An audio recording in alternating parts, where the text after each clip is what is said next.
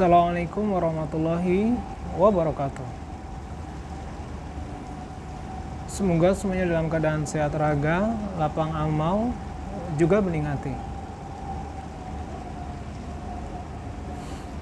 Saat kita berada di sebuah tepian kolam, melihat ke permukaan airnya,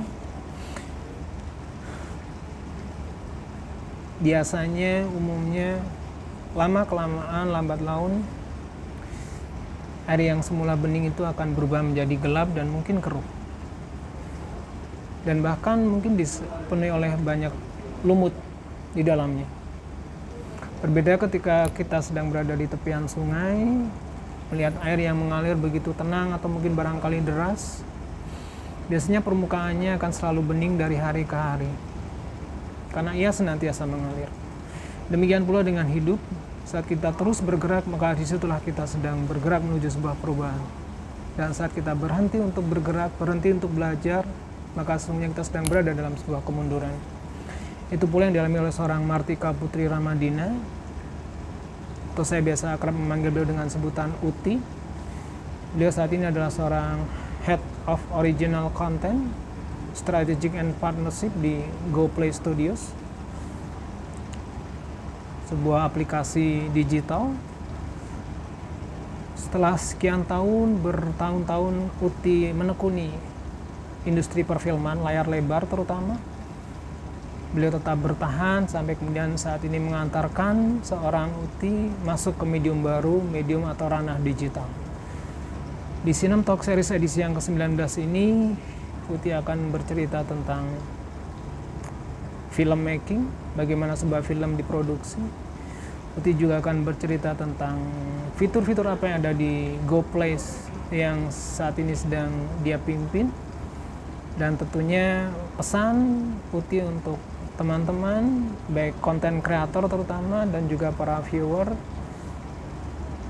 terkait bagaimana memanfaatkan, memaksimalkan adanya aplikasi GoPlay untuk kesuksesan kita.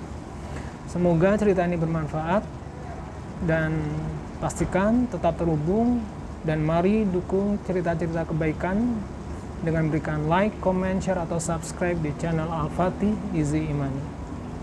Semoga bermanfaat. See you next.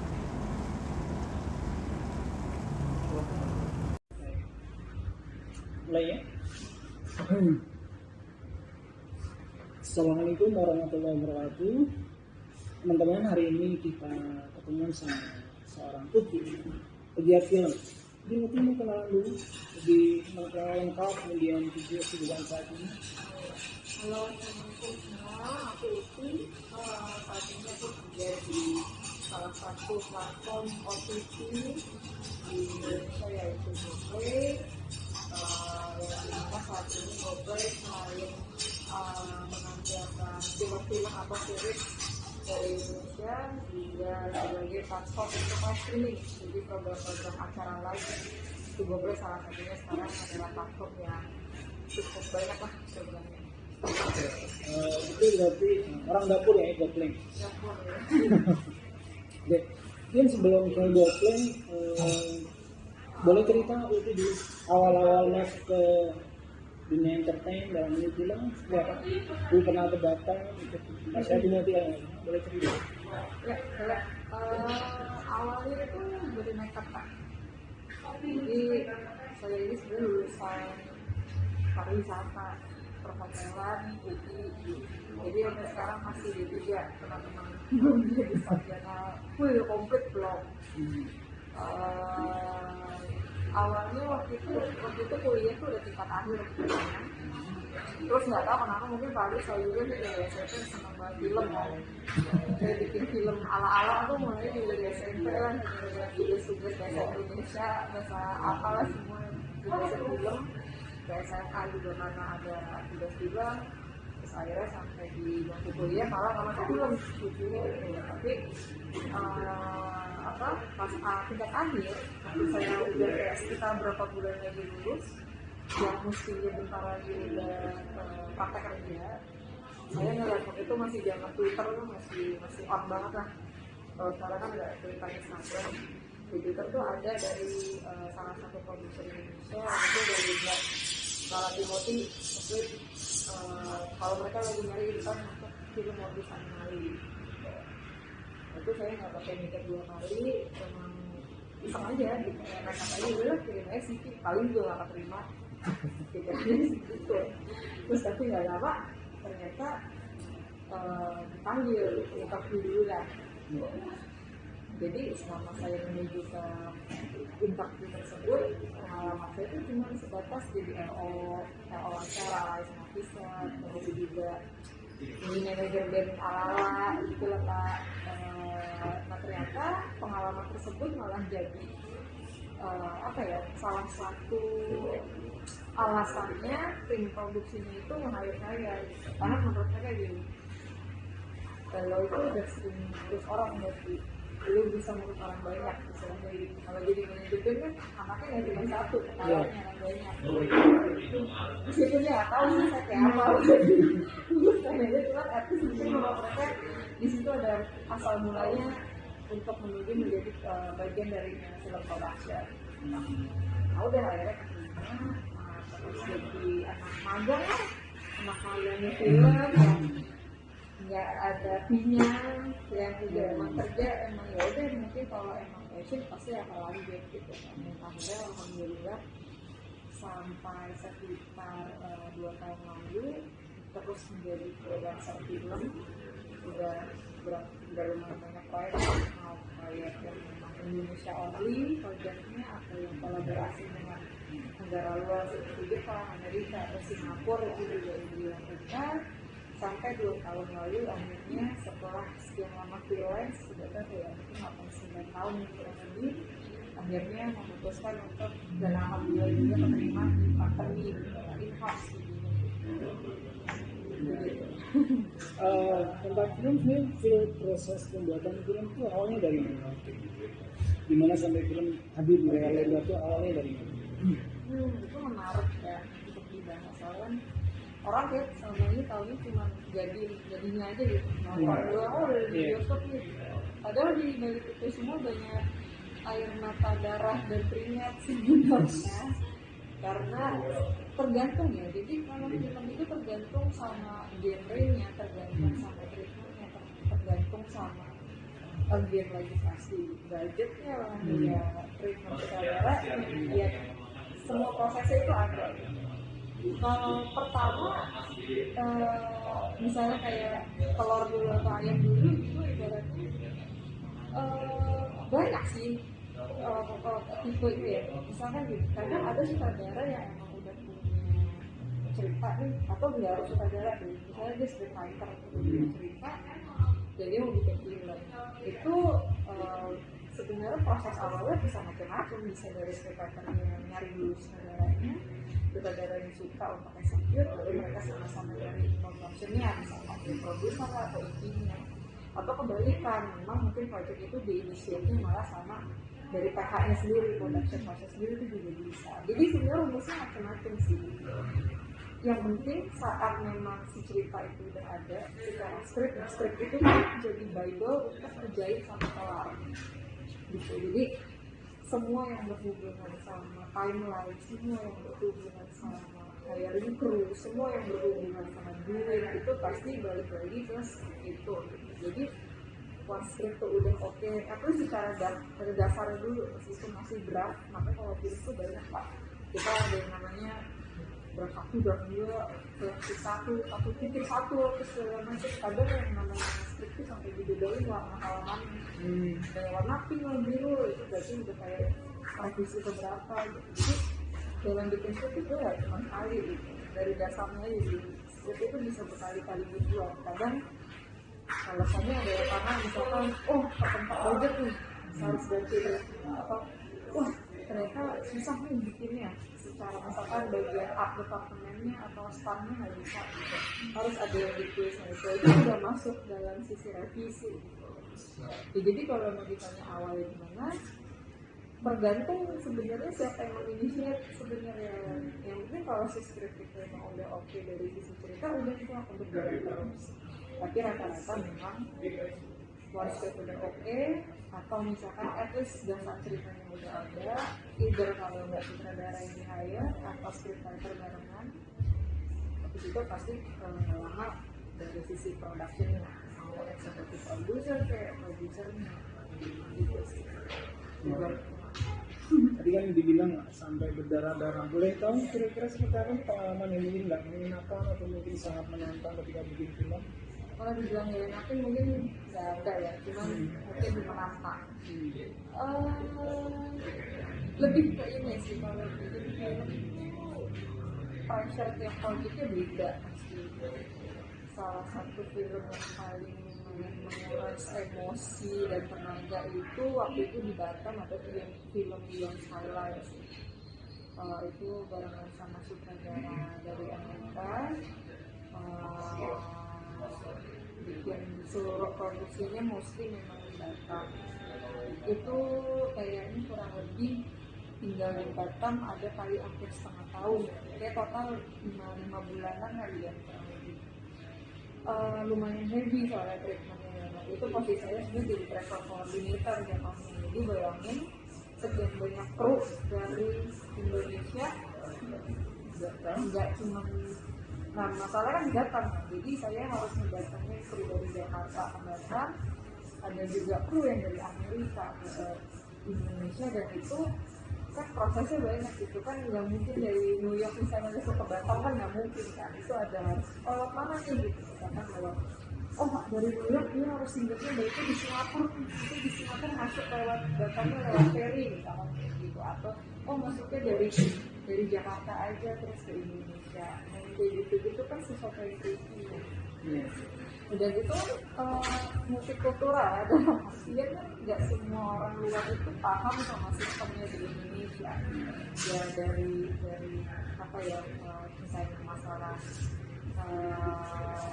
kerja, jam kerjanya, apapun itu, apalagi kan biasanya ngurus hal yang krusial karena menyangkut transportasi, menyangkut hotel, orang, kenyamanan dia sama tinggal di situ, menyangkut juga apa ya, hospitality lah. Selama itu sama atau artis itu tinggal di Batam tuh mereka akan ngapain gitu, apa aja gitu tuh yang menurut saya. Sampai mereka pulang gitu? Sampai pulang, sampai pulang gitu. Karena ternyata nggak hanya di Indonesia, itu kan kalau orang Amerika ekspektasinya saat mereka keluar dari rumah itu hitungannya bekerja. Jadi kalau kayak artis ini mereka nggak aja sebenarnya itu udah hitungannya udah masuk budget kita gitu. Nah, kita tuh nggak tahu tuh gitu, karena nggak biasa kan kalau di Indonesia kan kalau Islamnya ya kita paketan aja, so dijemput kita, terusnya biasa kita ada kayak klaim atau apa segala macam. Kalau untuk film Hollywood gitu kan beda nih, treatmentnya memang ternyata ada hal-hal yang hitungannya beda gitu sama orang Asia atau Indonesia. Yang bikin agak stres tuh adalah ya karena perbedaan itu sih, perbedaan treatment kerja ini ternyata beda, dan ya pada saat itu akhirnya kita harus sendiri gitu, nggak ada yang ngeguide ya, meskipun sih ini jadi bertahun tapi lumayan stres juga karena kan ngadepin udah beda bahasa gitu kan, ya ada aja lah kru atau artis yang apa ya sifatnya nggak sesuai lah sama kita gitu ya, ada yang malah rasa itu kan pasti akan disemurin gitu ada yang kayak gitu sih yang nguras emosi, apalagi mungkin karena terlalu banyak challenge-nya yang berurutan gitu, karena kan ngurusnya nggak cuma satu orang tapi satu kelompok besar. Iya, multicultural pula. dulu Beyond Skyline itu kalau nggak salah masuk di platform digital juga ya, di Netflix ya. Iya. Itu kalau boleh tahu ceritanya tentang apa sih Beyond Skyline? Dia pasti kalian sih kan, jadi kayak dia nge-take over dunia gitu. Mirip War of the World Kurang lebih ya, cuma kalau War of the World kan memang apa ya, ya ada bedanya dikit lah. Ini kayak ibaratnya ada bagian yang manusia tuh yang jadi bagian misalnya jadi kayak ada scene atau apa di mana si ayah ini masih bisa mengikhlas kehidupan mereka menjadi manusia. Jadi tiba-tiba di satu titik dia ingat ini si bapaknya misalkan kayak gitu. Kalau War of the World kan ya udah alien gitu kan. Kalau ini awalnya ada kelompok yang terus ada resisten gitu kan perlawanan dari si jagoan-jagoan ini, dan ternyata kumpulan dari orang-orang jago yang nggak cuma dari ceritanya Amerika doang, tapi juga ceritanya ada bagian dari Asianya. Itu yang waktu itu diangkat di Jakarta. Ceritanya syutingnya tuh di tempat itu kalau nggak salah ceritanya itu kesukaan Vietnam atau apa? Vietnam. Nggak salah. Ya. Luar biasa ya, 9 tahun nomaden di Madinah kemana-mana. Tapi tak tegar dan sekarang punya rumah sendiri di GoPlay. Tentang GoPlay itu boleh jelaskan apa sih platform GoPlay itu, dan mungkin apa yang membedakan dengan platform digital lainnya seperti mungkin Hook atau mungkin Netflix, boleh? Kalau awalnya kita kan lebih ke video original, jadi kita juga sempat bikin serial original sendiri, terus juga ada beberapa film juga produksi barang kakaknya, jadi memang pandemi ini lumayan menantang ya Pak. Kalau dilihat ya banyak tempatnya juga sih untuk video jadi ini juga kalau saat ini sebenarnya lebih fokusnya ke live streaming akhirnya. Tapi kalau videonya apa lumayan unik sih kalau ini sekarang live streaming, karena mungkin salah satu platform live streaming yang fiturnya paling banyak dan interaktif daripada yang lain. Maksudnya kalau misalnya kita di salah satu platform lain gitu, kita paling nonton live tapi cuma bisa chatting atau kirim tawaran gitu misalnya. Tapi kalau di Google kita ada fitur untuk bikin trivia quiz, itu udah langsung pop up di aplikasinya gitu, dan secara otomatis itu akan generate hasilnya langsung, kayak nemuin pemenangnya siapa yang paling cepat dan tepat jawab. Terus kalau masih virtual itu juga misalkan udah ada leaderboardnya sendiri, kalau misalnya mau ngasih polling itu juga udah bisa langsung gitu. Dan sekarang nggak harus sama tim Google ini, semua orang udah bisa nge-stream sendiri gitu. Asalkan ya mereka udah tahu lah cara nge-stream di dashboardnya gitu. Misalnya kalau emang bisa bagus nih cara ini mau bikin trivia quiz atau polling gitu, itu juga bisa Pak. Pas banget tadi coba ikutan streaming di Sofia ya kalau nggak salah ya. Nah, pas begitu masuk ternyata yang memang fitur apa namanya tampilan visualnya untuk GoPlay sangat apa ya berbunga-bunga gitu, maksudnya warna-warni gitu. Boleh ceritakan apa namanya yang jadi keunggulan GoPlay dan kamera apa sih, apakah tampilan visualnya, kemudian kontennya gitu beragam yang lain? Ya selain yang fitur tadi sih mungkin kita juga banyak sekali program-program ya yang nggak cuma yang misalkan kayak cuma foodies, misalnya dari makanan, tapi kita juga ada program yang lebih ke talkshow-nya ada, yang lebih ke game-nya juga ada gitu. Jadi dan selain itu kan kita juga apa ya masih wajar nih ke kita biasanya namanya PUBC, professional user generated content. Jadi untuk mereka yang emang stream sendiri nih di rumah, itu kita juga kadang ngasih apresiasi ke mereka. Misalkan kalau emang mereka kontennya bagus, saya terus mereka juga punya quality konten meskipun syuting sendiri, kalau dari ngasih kualitasnya bagus, terus mereka nge-engage ke orangnya juga bagus. Nah itu tuh kadang dari Google kita juga akhirnya ngundang mereka ke acara original kita gitu. Kayak nanti ini tanggal 25 ada salah satu musisi indie yang secara karena dia baru dan dia kayak belum ditangkap manajemen apapun, tapi dia udah punya mini album gitu kan. Ternyata banyak tuh musisi yang kayak mereka nggak tahu what to do next itu setelah mereka udah produce, udah bikinnya juga susah kan, cuman mungkin misalnya secara budgetnya nggak ada, secara relasinya juga belum kuat, akhirnya nyari mungkin platform mana yang bisa istilahnya nge-support gue nih buat gue ngenalin musik dia gitu.